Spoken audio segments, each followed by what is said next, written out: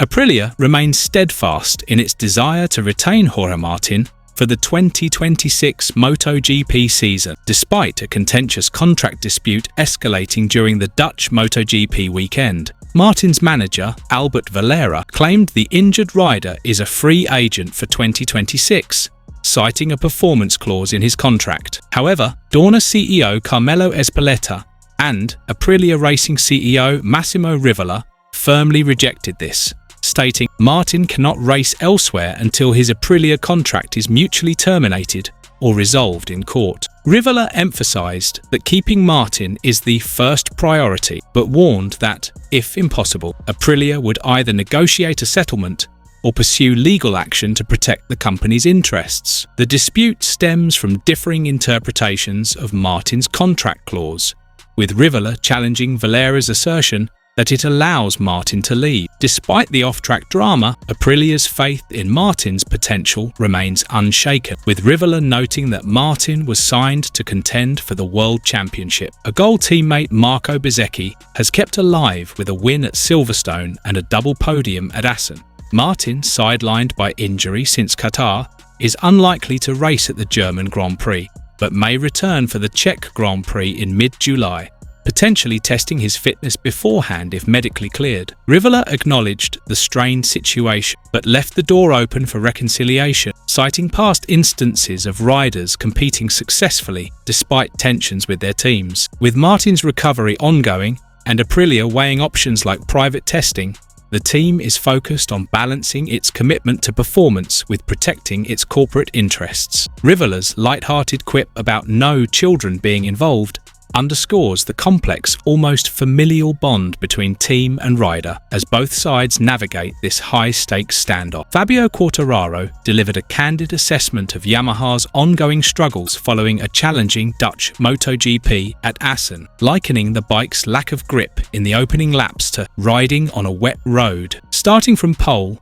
the French rider faced severe traction issues, exacerbated by an early evasive maneuver to avoid a fallen Firmin Alderga, which left him unable to overtake slower rivals. Quartararo described the frustration of the initial laps, where the Yamaha slid excessively, hampering his ability to keep pace with the pack. Despite a stronger second half, his inability to pass competitors resulted in a 10th place finish behind KTM's Enea Bastianini. The core issue, Quartararo explained, lies in Yamaha's poor acceleration out of slow corners, a critical weakness on straights. He highlighted how rival bikes maintain optimal power delivery with controlled wheelies, while the Yamaha spins excessively, losing horsepower and struggling through gears. "We're sliding with no power and wheeling," he noted, emphasizing the bike's inefficiency, particularly in lower gears, which leaves it trailing by the time others hit higher gears. This technical shortfall,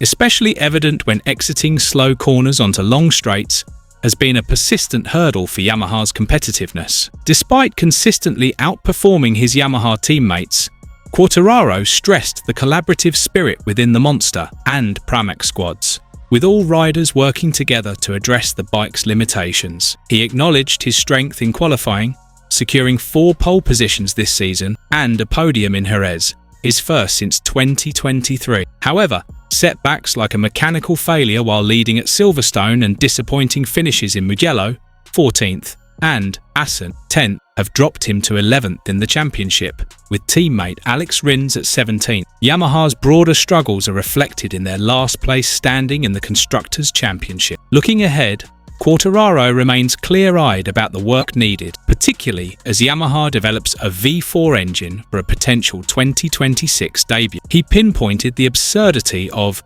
spinning in 6th gear before a fast corner as a key area for improvement, underscoring the urgency for better grip and power delivery. Despite the challenges, Quartararo's resolve and insight into the bike's deficiencies highlight his determination to push Yamaha forward, even as the team grapples with its current limitations in the fiercely competitive MotoGP landscape. Francesco Bagnaia expressed deep regret over Michelin's decision not to introduce its promising new front tyre in 2026, a sentiment shared by many in the MotoGP paddock. As Michelin prepares to exit MotoGP after 2026, Losing its exclusive tyre supply contract to Pirelli for 2027, the French manufacturer has opted to shelve the innovative front tyre despite its potential. Bagnaia, who tested the tyre at Misano last year, described it as really good, highlighting its ability to handle the intense demands of modern MotoGP racing. The decision to stick with the current tyre model was made collectively, with Michelin's MotoGP boss, Piero Taramasso, noting that the timing wasn't right for such a significant change so close to their departure. The new front tyre was designed to address challenges posed by MotoGP's evolving technology, particularly the increased aerodynamic loads and ride height devices that put extra strain on tyres. Offering improved heat resistance and stability, especially when trailing closely behind other bikes, the tyre promised to enhance racing dynamics. Originally slated for introduction this season, its debut was postponed to 2026 for further test, only for Michelin to reconsider its rollout entirely after feedback from the recent Aragon test. Taramasso explained that while the tyre showed great potential, maintaining consistency for the championship's final year with Michelin was deemed the safer choice. Bagnaia, ever the pragmatist, acknowledged the logic behind the decision, noting Michelin's shift in focus toward the World Superbike Championship, where they'll take over as exclusive tyre supplier in 2027.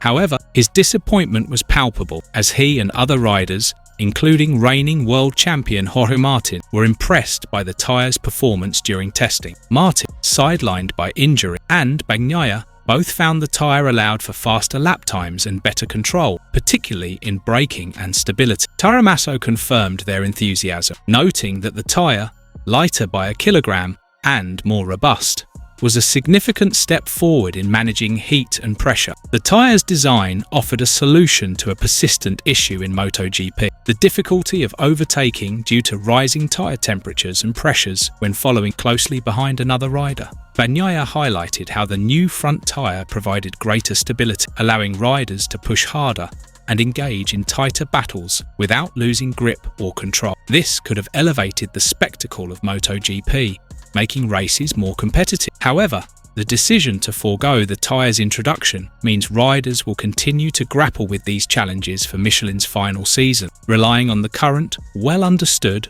but less advanced model.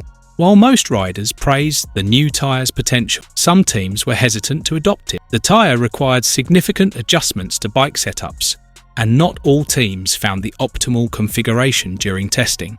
Taramasso noted that while riders like Bagnaia and Martin quickly adapted, others struggled to fine-tune their machines. Teams, preferring the predictability of the current tyre, were reluctant to overhaul their setups for a single season before Michelin's exit. This conservative approach, driven by the team's desire for stability, ultimately influenced the decision to abandon the new tyre's rollout. Looking ahead, Michelin plans to channel the technology developed for MotoGP into the World Superbike Championship, where the data gathered from working with the world's fastest riders will prove invaluable. Taramasso emphasized the tyre's innovative design, larger yet lighter with enhanced stability, as a foundation for future projects. While MotoGP riders and fans may feel shortchanged, Michelin's focus is already shifting to its next chapter, leaving the grid to adapt to Pirelli's tyres from 2027. The decision, though pragmatic, underscores the delicate balance between innovation and reliability in the high-stakes world of MotoGP. So,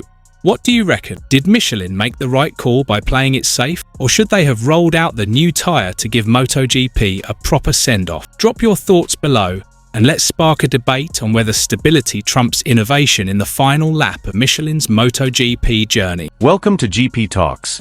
Don't forget to subscribe and press the bell icon for more updates.